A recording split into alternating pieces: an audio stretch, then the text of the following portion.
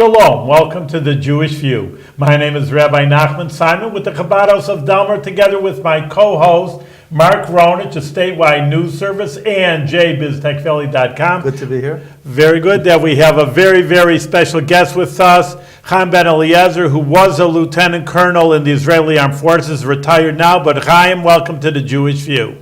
Yep, it's good to have you here. We should tell the audience that we're all friends. We daven together, we learn together. We're all very you well were in acquainted. the Defense Forces for 25 years, and unfortunately, Israel has a war almost every 10 years. So you started even in the Six-Day War. I mean, before that, but you were there. You were on the front lines. We're not reading history books now. You were there, and we'd like to talk about the Six-Day War, the Yom Kippur War, and you were right there to see everything, and therefore we want to get a bird's eye view of exactly what it is. But I think first we should tell the audience what the Israeli Defense Forces are. And we should talk about what they do, because they have many different, from what I've been able to read, they have a lot of different factions, a lot of different levels. And they allow men and women, and men serve 3 years, women 2 years. So there's a lot going on within the Israeli Defense Forces. I mean, it's like 7% of the Israeli economy is the budget for the IDF. And, what more can you tell us about the Israeli Defense Forces as an institution? Okay, by law, every Israeli citizen required to serve the Israeli army. Once you're done with the high school, at the age of 18, men go to 3 years for service, and girls go for 2 years for service. And they've been they're going wherever their talent go. For example, if you learn mechanic, you're going to be mechanic. If he's a smarter kid, they're doing tests like previous to the service. They going for a couple of tests, IQ tests, and to see how capable, what is the best thing for them to go. And once they come into the army, they go for beginning training, and then they going for the service. Some of them going to be infantry, some of them going to be... And what did you do? Where did you serve in the IDF? Well, I started my service as in a military school before even I start my service in the army. And I wasn't such a great student, so I learned to be a tank mechanic. So I'm a certified Sherman mechanic. Sherman's not existing anymore. The Sherman tank. Sherman tank. That's right. Someone says they built like a Sherman tank, Yeah, so the Second World War tanks. So that's what I was, and Sherman was the main tanks in the Six-Day War time. Oh yeah. Yeah. So. And what year was the Six-Day War?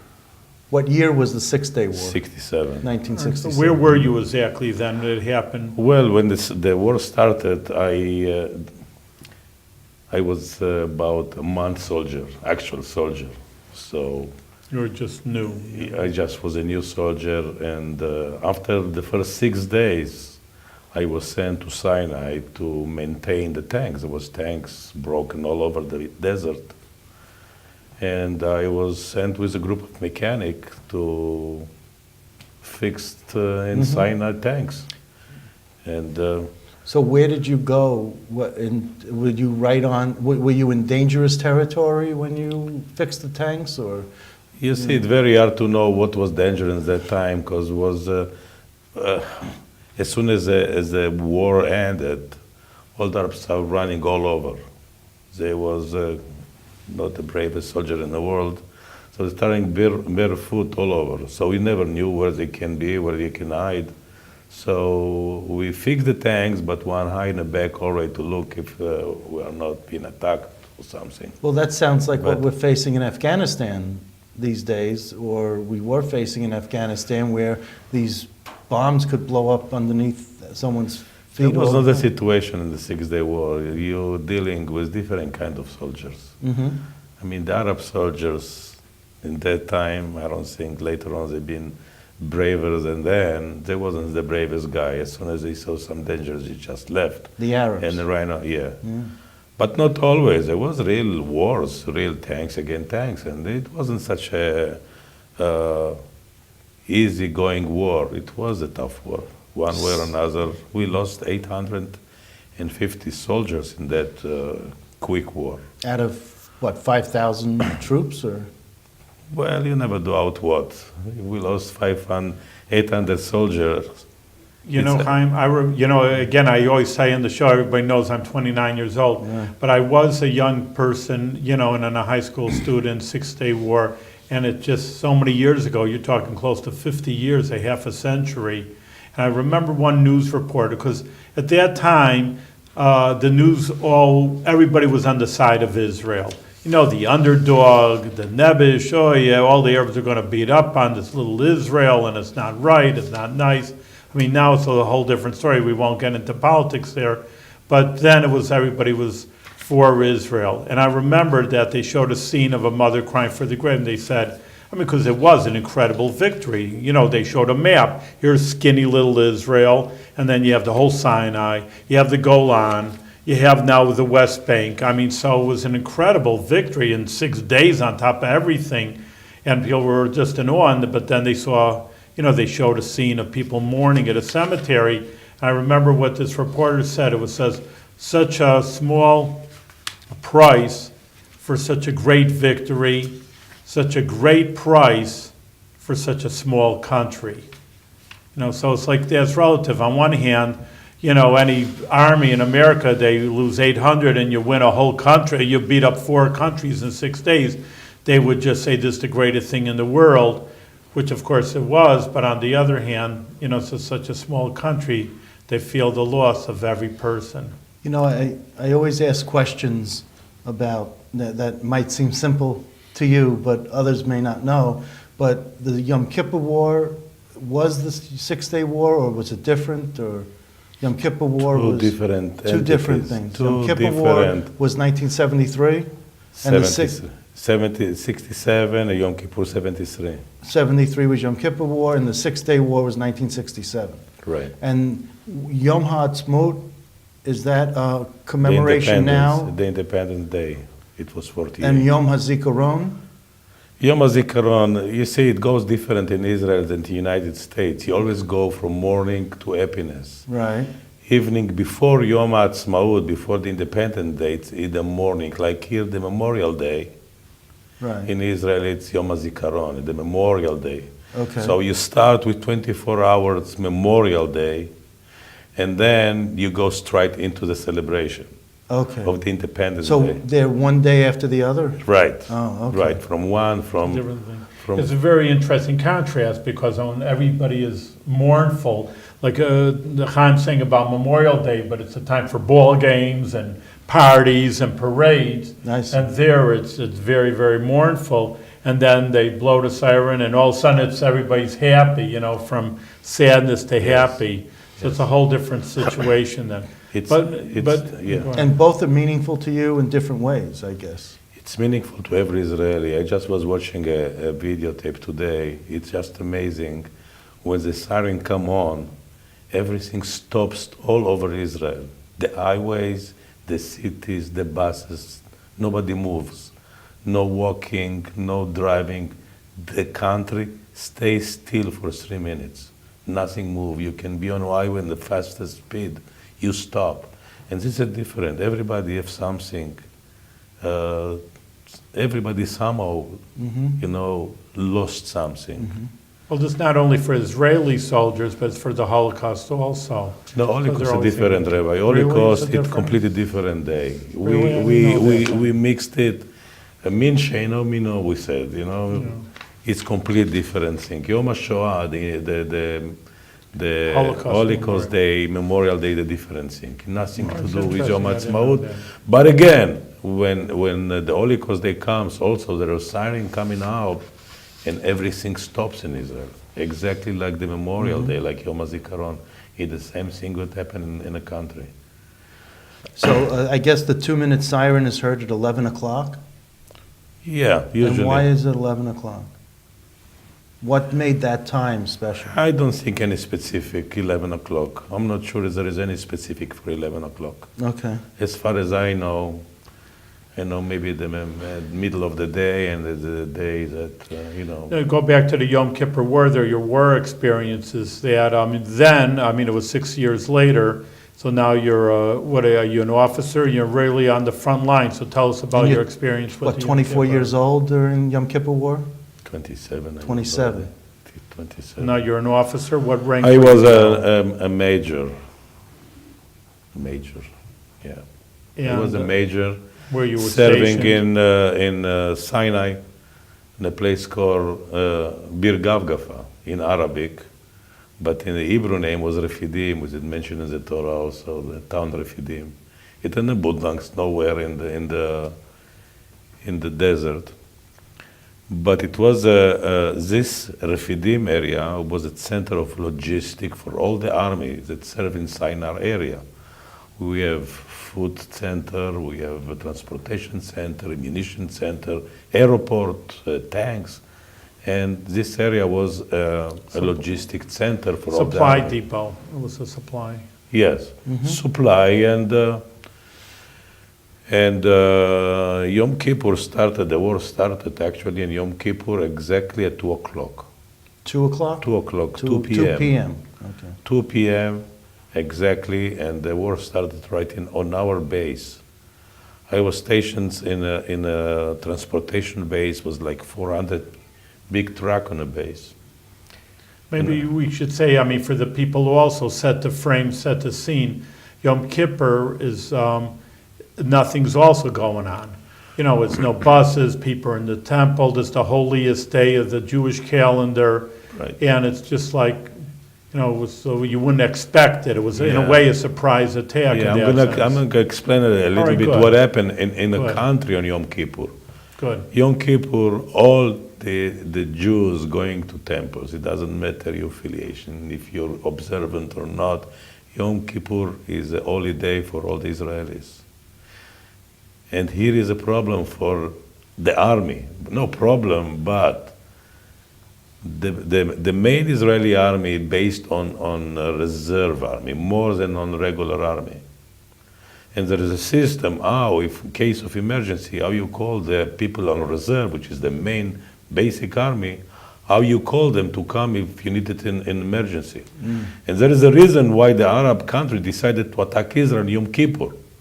Because the way you call the soldier to the base is by password and a TV or radio. You said, I don't know, Red Snake. So Red Snake unit, no, I have to show.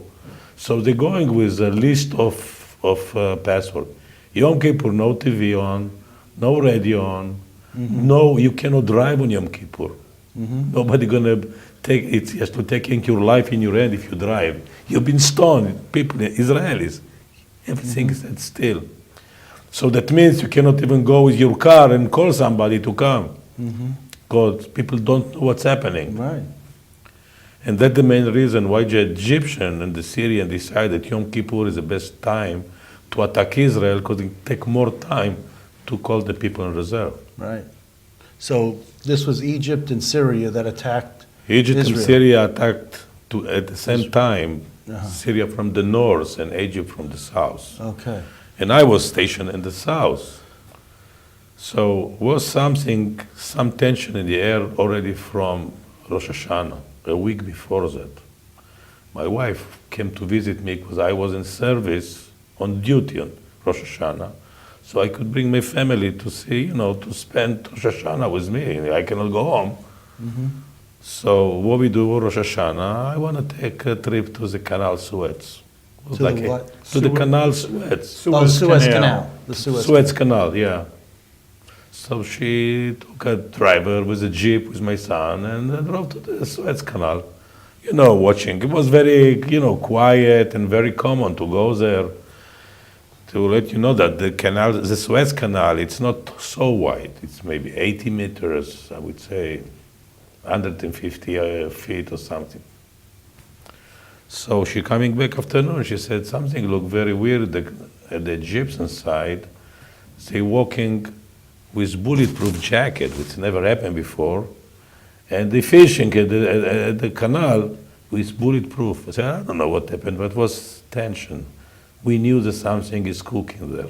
And Yom Kippur, 2 o'clock, exactly at 2 o'clock, the first attack of the Egyptian Air Force.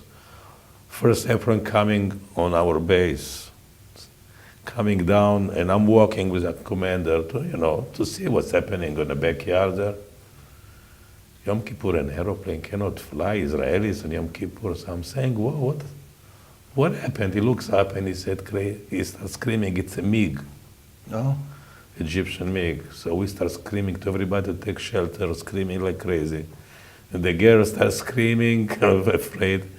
And this MiG start coming down to throw a bomb. I mean, you cannot miss. Coming down, Right. I could see his helmet. So low was it. He was a beige helmet. I can see that. He come down, he threw a bomb, and he missed the base. Oh, He missed the base. thank goodness. And he took off, but Israeli Air Force was already behind him, and we started looking at the air, took him down, and started being nice in the sky. But that's what the war actually started. Well, how did the Israeli Air Force know to be ready to They right always behind them. they are always in alert for a minute, Yeah. minute to 2 minute alert. even on Yom Kippur? I mean, even All the time. all the time. 24/7, they're always a team on alert. Yeah. 2-3 minutes being air. I mean, so they start following them. Now, when you came back, when Dahlia, your wife, was that who it was at the time? No, but Oh, okay. it was another wife. Okay, she came over and said to you that there was something didn't look right. Did you notify someone else? Did you tell someone else, or did you just brush it off? Because they No. always say now, see something. say Everybody something. knew that it's not something that I made something new. I mean, the intelligence jet is there. Yeah. It was a different story, what happened, why, and there is so many questions. Why? There was committees to check what happened. That's a different story. But the Egyptians did a very, very good move in their side. What they tried to do, they tried to destroy the logistic of the army. Uh-huh. And when you destroy the logistic, the front line, how long can they exist without any supply? And that was the plan. So they started the logistic. Tell you that it was scary? Yes, it was scary. Mm-hmm.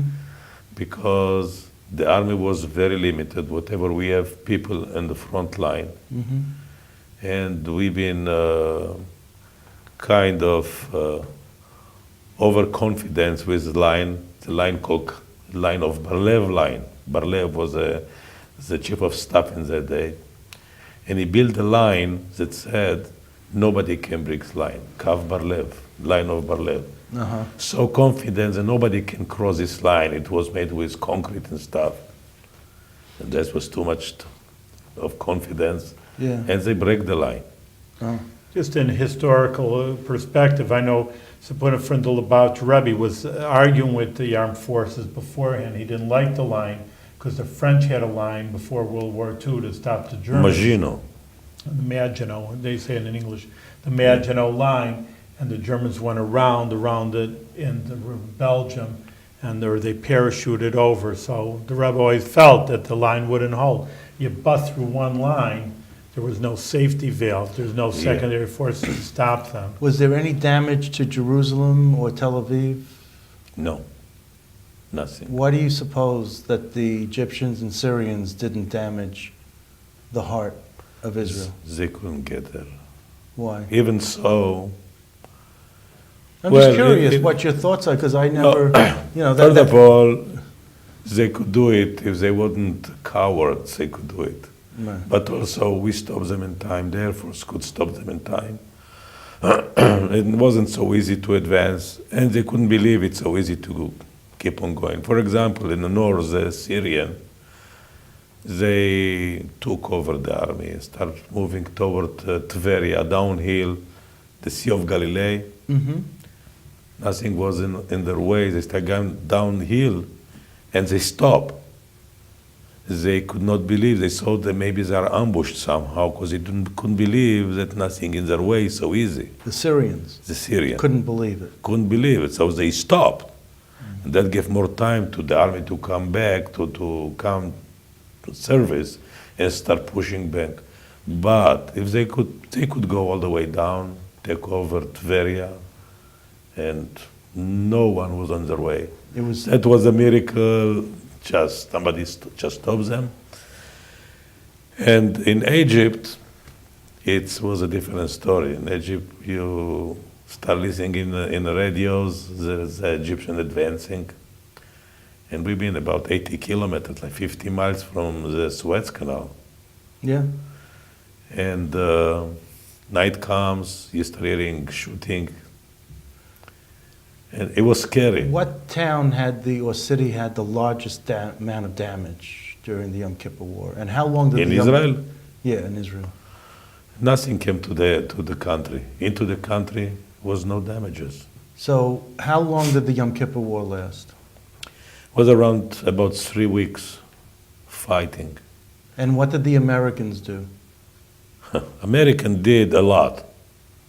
Supply, logistics. We only helped Israel, we didn't help Egypt or Syria. I don't know, I'm just asking. Well, America always, in all the wars, help Israel logistically, which is a lot. Is what I'm saying? Logistically, Yeah, supplies. They have the huge Galaxy airplane. yeah. They start sending like a train, Air Force, Galaxy after Galaxy, equipped with supply, from underwear to munition to everything. And that was a huge help, because you are in the desert, you have no water to get a shower, no change underwear, we start running out of everything. Right, sure. And suddenly you see come, packages with underwear, and Right. it was cold with coats and stuff. But what about, did the Americans help the Egyptians or the Syrians? No. Because sometimes we do that in some wars. No. In that war, all the wars actually, American help one side. One they side. They cannot I help think both one of the sides. ideas that Richard Nixon, again, maybe has a bad name in America, but for in Israel, he's a major hero, because it wasn't just, okay, let them, and he signed, okay, let them have logistics. There's stories that he was on top of it. He says, I want to be told when it's going, I want to be told when they're there. And Henry Kissinger was Secretary of State Yeah. at the time. So they really, to their credit, and a lot of times, the different perspectives in politics. So some people love a politician, some Right, people hate sure. him. But for Israel, Richard Nixon's a real hero for doing this. He was really on top. It wasn't say, okay, let him have it. He was on top of it. There's no doubt that the help America help to Israelis was unbelievable in all the wars, Mhm. logistically, and you need logistics. And what were you said in the Six-Day War, you were working as a mechanic, as a Sherman tank and repairing the Sherman tanks. What were you doing as a major during the Yom Kippur War? I was a commander of a maintenance center, A what a center? maintenance center Maintenance center, okay. of transportation base. Uh-huh. So it was like 600 trucks and all kind of other vehicles. And you had to make sure that they were all running and they were operational. Yeah, we have to maintain them all the one. And once we pushed the Egyptian back over the Canal Suez, we crossed the Suez Canal, and we've been stationed in Egypt, basically. And you were stationed where? In Egypt. In Egypt. In okay. Egypt. We crossed the Canal Suez, and we took over an existing Egyptian camp, Mm-hmm. and we sit there, and we did the same thing. Did Israel gain any territory either at the Six-Day War or Yom Kippur War? 6 days war, yes. What did, Well, we know what Judah and Samaria, Jerusalem, it's 6 days war. you had all of Jerusalem, Yeah. not just East Jerusalem, but you had all of Jerusalem, All Jerusalem, Judah and Samaria, and Gaza Strip too. the Gaza Strip.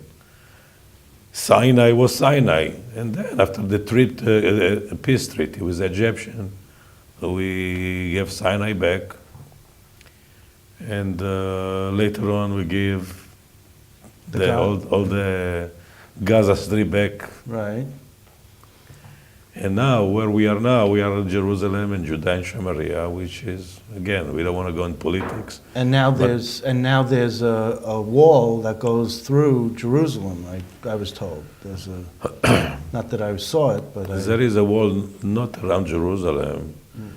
It's East Jerusalem? it's Or- it's more stopping the Judea and Samaria Arabs to cross into Jerusalem. Right. Because there was a lot of Arabs going into Israel for sabotaging, for terroring. Now with that wall, they stop it. People cannot go.